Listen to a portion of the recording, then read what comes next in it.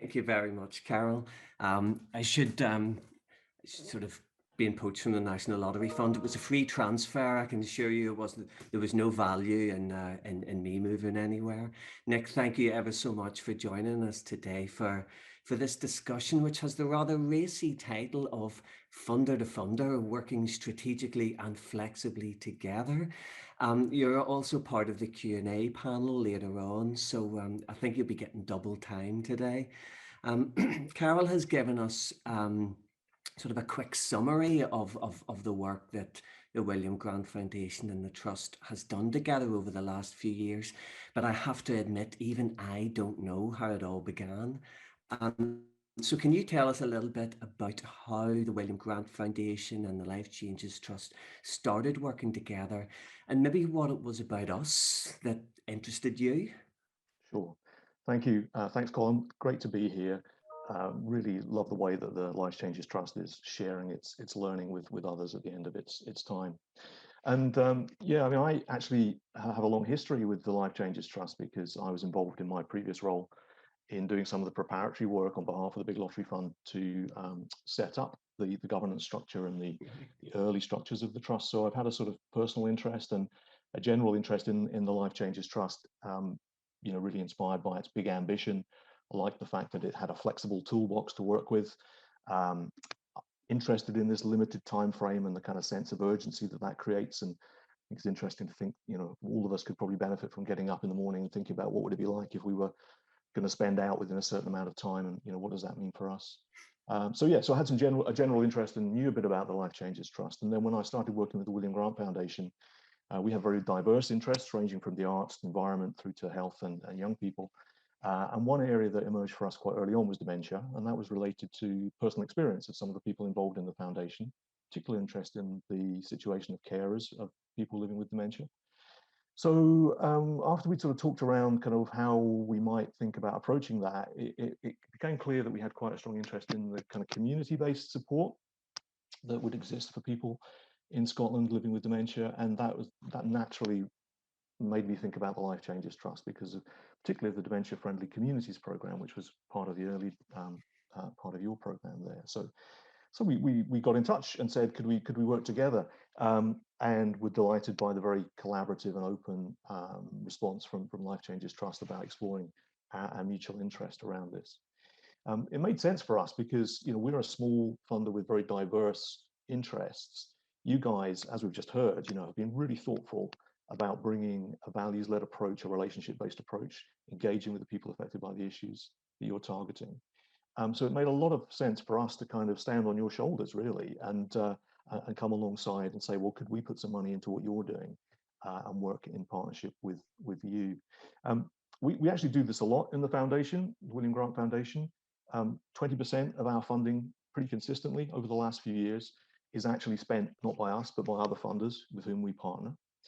We do this across all our themes. And the reasons for that are it accelerates our learning. Often we are quite new to an area, or we're very keen to learn more about a particular issue and what effective approaches are. And if we can stand on the shoulders of those who are already advanced in terms of understanding these topics, then we can accelerate our learning and piggyback on that.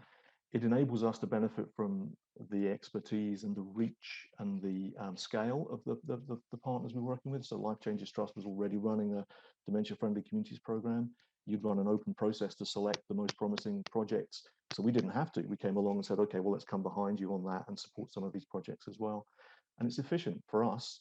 It means we don't have to reinvent the wheel in terms of running a grants program, and it's efficient for grant seekers in the end as well, because they're not applying to multiple funders with separate processes, but they can benefit from support from two funders through a single process.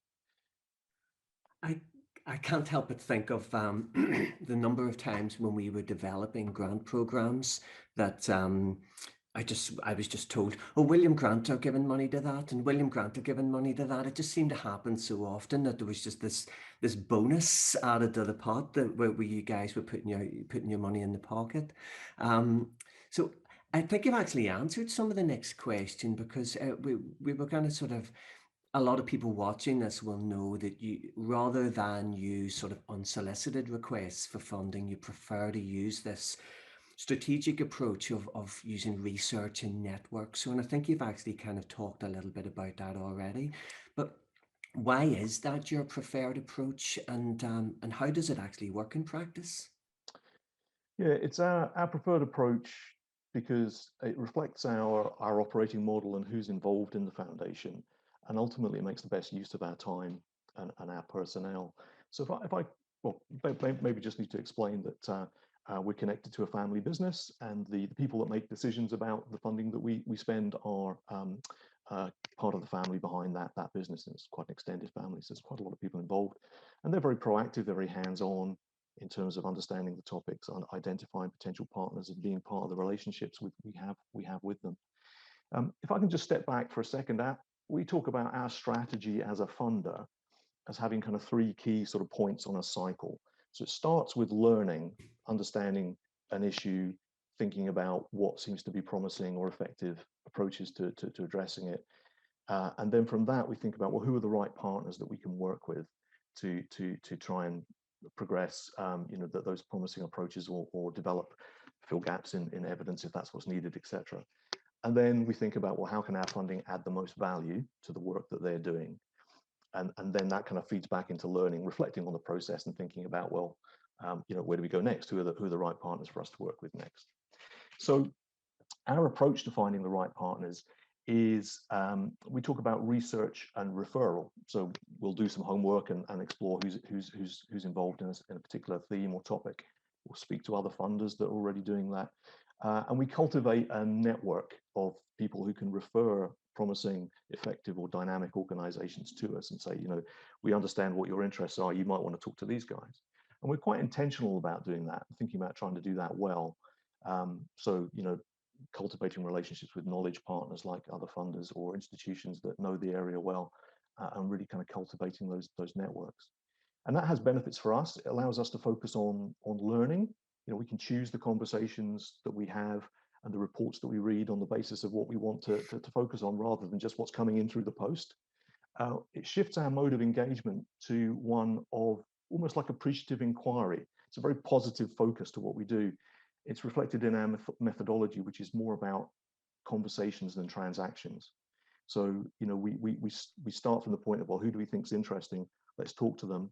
If we think there's promise, we keep talking to them. We work together to develop a proposal, and then we might fund it. So we spend much more time focusing on what we are going to fund, rather than fending off all the unsuccessful applications or dealing with all the unsuccessful applications that come in through an open process.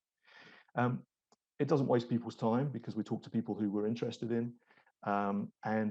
Quite frankly, as someone who works in philanthropy and grant making, it makes the foundation a great place to work. It's a really interesting approach. There are some downsides. We don't know what we don't know. There are blind spots. We're all susceptible to biases in terms of how we approach problems or think about them. So to mitigate that, we do various things. We work with open funders, with funders like yourselves, who perhaps will be running open calls for proposals. So you're doing that kind of opening the opportunity for people to come forward with new ideas or to make themselves known. And then if we come in behind that, we benefit from that too.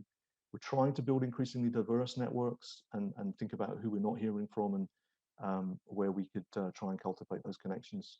And ultimately, people can get in touch with us. We don't have an open application process, but there's an email address on our website, and people can send us stuff if they think we might be interested in what they're doing. There's so much variety with all the funders in Scotland, but I still think you somehow managed to still be unique and still be a bit sort of different. So as two funders, the William Grant Foundation and the Life Changes Trust, maybe we can talk a bit about our relationships with our grant holders, and about what being a flexible funder means to us. So if you want to start, I'll throw in 50p in the meter after you. No, I look forward to hearing your thoughts as well. Yeah, reflecting on this before today's session, I think a sort of fundamental thing that it comes down to is about listening, about being open to dialogue, and trying to have genuine conversations with people, so you can really understand issues, or what if it's an organization looking to fund, kind of what it is that they really want to do, what their priorities are, and what their needs are. Seeking and acting on feedback, I think, is part of it as well. Um, yeah, we're very lucky at the William Grant Foundation. We do have the freedom to be flexible because of Yeah. the fact that we're independent. We also focus on organizations more than projects.